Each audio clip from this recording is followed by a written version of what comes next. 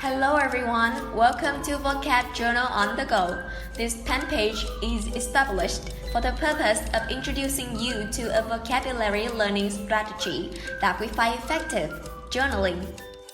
Did you know that it was way back in March 1496 that the first Tudor King of England decided to expand his lands?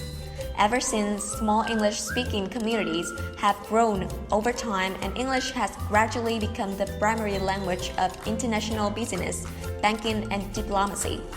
As a consequence, most of the occupations today require you to use English. Vocabulary, as one of the knowledge areas in language, plays a great role for learners in acquiring a language. Vocabulary knowledge is often viewed as a critical tool for foreign language learners because a limited vocabulary hinders successful communication. Now, Miss Lang, a college student, even though English has been a compulsory subject in her curriculum for more than 9 years, she still has problems learning new words. There are too many words to learn. I can't remember them all. It's okay, we're here to help you. There are many strategies one can employ to learn vocabulary. Lang, when you try to memorize new words, do you usually use a bilingualist? Isn't that the most common way? Recently, I have tried learning new words in contests, and it seemed to work well on me too. If so, why don't you make use of a vocabulary journal? You can apply both then. What is a vocab journal? Well, it's a personal collection of key vocabulary terms that can be pre-taught by the teacher or self-selected. In addition to recording the word and definition, vocabulary journals also require us to enter additional information, such as illustrations, examples of use, and synonyms or antonyms so that we can use the words in our speaking and writing. Wow! It seems to be a good way to take note and memorize new words, but I have not heard about it before. Is it really useful in learning vocabulary? Of course, not many students use vocabulary journals, but in fact, many researchers in the world have studied its effectiveness in terms of learning. Many researchers have shown that the vocabulary journals have a positive effect on the learning and teaching process. It not only helps students to improve their vocabulary knowledge, but also boosts their learning autonomy. Besides, our team has conducted a survey and interview with college students who have experiences in making journals, and most of them agreed that making vocabulary journals is a good way to remember chunks of language or phrases, as well as getting motivated and engaged in studying. Sounds interesting. Why didn't I know about this earlier? How can I make one? First of all, you need to purchase some basic materials. Let's start with the most important thing, a notebook. In your journal, you will draw and paint a lot. Therefore, it is necessary to use thick paper so that the ink could not bleed to another page. Next, pens. There are many varieties you can choose from. Drawing pens, brush pens, and highlighters, to name just a few. You can use different pens for titles, topics, and vocabulary to make it more organized. Those are the two most fundamental materials for a vocab journal. Nevertheless, if you are an artistic person and want to decorate your journal, make it a place where you can both learn and relax. Here are some basic items we highly recommend for beginners. Stickers. Stickers are cheap and easy to find at any bookstores. Ideally, they should be relevant to the topic, since the main purpose of them is to help you visualize the new words, thus making it easier to memorize. If you can't find any, it's totally fine. You can always look up some illustrations online and bring them out in desired size and paste them on your journal with a glue stick.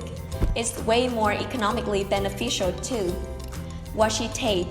It doesn't only make your decoration prettier, but also helps to stick notes or pictures. They would work best with other elements on your page if they have a plain or simple texture. Wrapping paper. There are so many ways to use wrapping paper in your art journals. Whether you cut out the pictures and glue them in or use them as texture, the possibilities are endless. So pretty. But does it cost a lot? It wouldn't if you only buy what you need.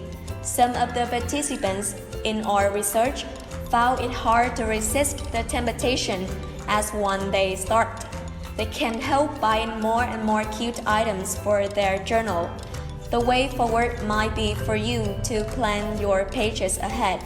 Then buy what you need to avoid overspending for the items you won't use. So, what do I write in my vocab journal? Just vocabulary list? Does the vocab journal have any unique parts? Yes, of course. One special component is the planner page. Have you ever heard of it? I'm sure you did, because it is quite similar to the monthly or weekly planner. However, students rarely include planner pages in their vocab journal. I will show you its benefits as well as how to organize it. Then you can decide it for yourself. Making a plan is an important stage if you want to achieve the targets in your personal or business life. That is to say, writing down your plans allows you to evaluate your progress and focus on the things that align with your goal when you set your priorities. A clearly stated goal fills you with excitement and anticipation of fulfilling your desire. As you cultivate what interests you, you can overcome procrastination and persevere through difficulties. As a result, making a planner page builds momentum and fuels your motivation. Alright, so what to include in this page? First of all, you need a goal frame in which you can write some targets for a week. For instance, the first goal is each day you have to write at least 10 new words. The second goal for this week is to learn about 50 words related to the topic of Christmas.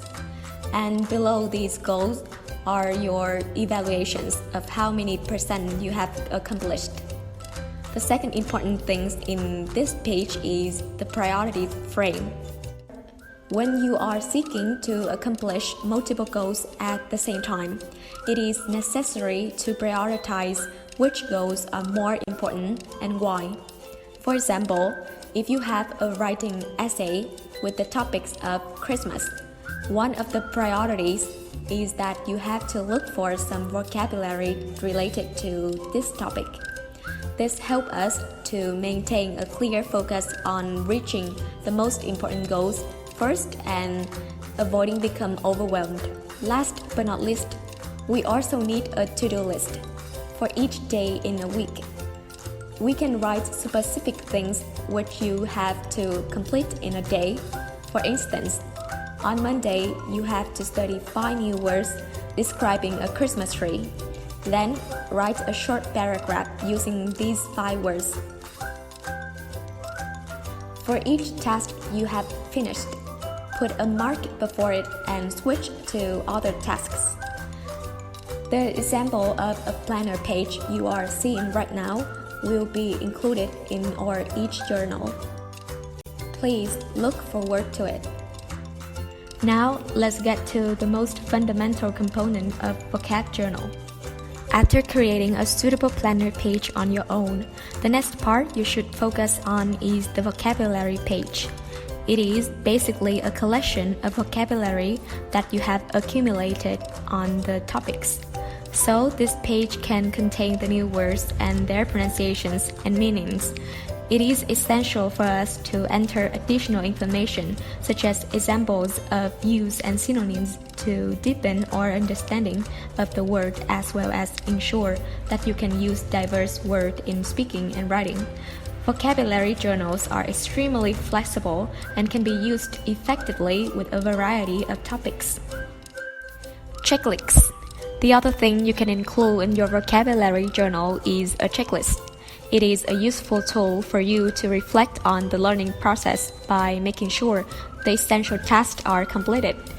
That is to say, revising your checklist helps you find out how many new words you have remembered and be able to use in context, as well as identify which ones should be paid more attention to. It is recommended that you combine the checklist with your vocabulary page. You should draw a small circle at the start of the first line. For each word that you have memorized, put a tick for which you haven't yet mastered in terms of meaning or usage.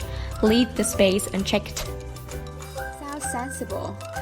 So in my vocab journal, I should begin with a planner page in which I write my goals, priorities, and so on.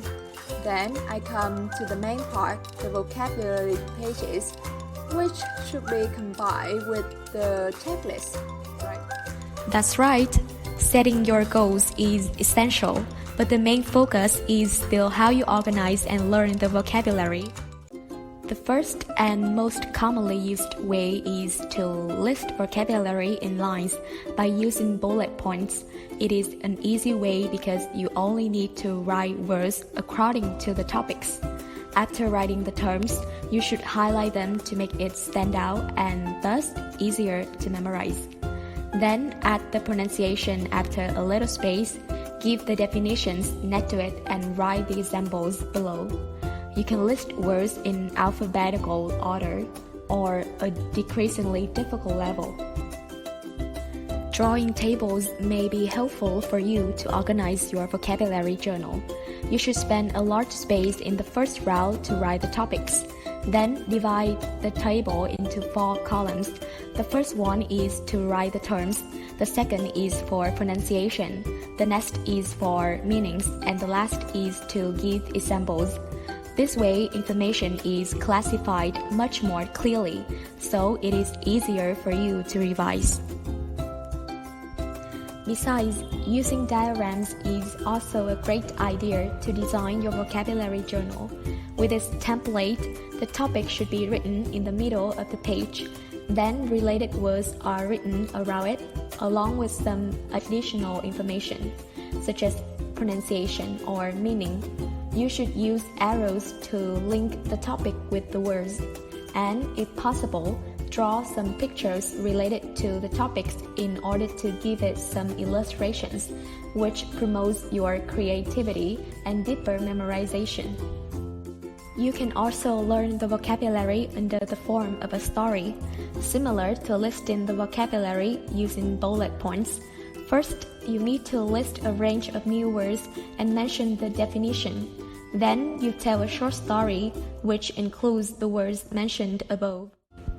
This method allows you to learn vocabulary autonomously and remember longer due to sequence details of the stories. For example, today you need to learn the words Christmas, Christmas tree, Santa Claus, chimney, gingerbread, and mistletoe. In your vocab page, you first list the words, their pronunciation, meanings, and so on. Then, below them, you write a story using these 7 words. It can go like, Christmas is a public holiday in many nations around the world. In this holiday season, at homes and churches, Christmas trees are decorated with colorful lights, balloons, and mistletoes are hung on the door. On Christmas Eve, it is said that Santa Claus would go into the house through the chimney and put presents in the stocks for children. He then treats himself with milk and gingerbread on the table. What do you think, Lang? Do you find any of the methods above useful? All these years, I've only tried the first and sometimes the third way of recording and learning new words. I think I will try the telling stories method. Sure. Try it and tell us the results. For the students who have problems in designing their own vocab journal or just can't find the time and budget for one, we would like to provide you with an alternative electronic journal, also called e-journal. We have designed various templates that you can choose from. The main advantage of an e-journal is the availability and portability. eJournal provides 24/7 accessibility and remote access to the user. With only an electronic device, you can use them anywhere and anytime. Moreover, search capabilities are tremendous. There are a wide range of choices for you with diverse topics and experts. Last but not least, it costs you next to nothing. We have decided to choose Canva as the platform to create sample templates. If you already know about Canva, that's great. If you don't, you really should give it a try, since Canva is mostly free. You can create an account and do not have to pay for a subscription. Canva has many templates of the correct sign, fonts, stickers, and graphics that you can take advantage of in order to decorate your pages. Users can easily share templates with others, and this is how we are able to provide you with the templates and samples in our eJournal. You can download the files after editing or saving directly on this platform. If you don't know how, don't worry. We will show you how to get these templates. Since it's so user-friendly, you will get used to it in no time. First of all, you can visit our fan page on Facebook to get the link with a number of topics ranging from education, holiday to work. The link will lead you to Canva. Then you choose Use Template. If you don't have an account, you can create a Canva account in 3 ways: using your email address, your Google account, or your Facebook account. But we recommend using a Google or Facebook account because it takes less time. And that's it. Now you can freely navigate through the homepage and start creating or editing samples templates, such as replacing text, insert stickers, or alter any fonts you like. For example, if you are editing a page about the topic hometown and you want to insert stickers, click elements on the left of your screen and type the keywords hometown in the search frame. Stickers or graphics related to the topic will appear, and many of them are free to use. And if you don't have time, we also provide you with many sample templates in PDF form. You can download and edit them on your laptop. You can find the link to our online eJournal as well as the PDF file on our next post. At last, it's time we bid farewell. Once again, we would like to express our sincerest thanks from the bottom of our hearts to all our followers. We genuinely appreciate your support in the last few months. We hope our projects had partly contributed to improve your vocabulary learning. It has been a pleasure. Now, so long.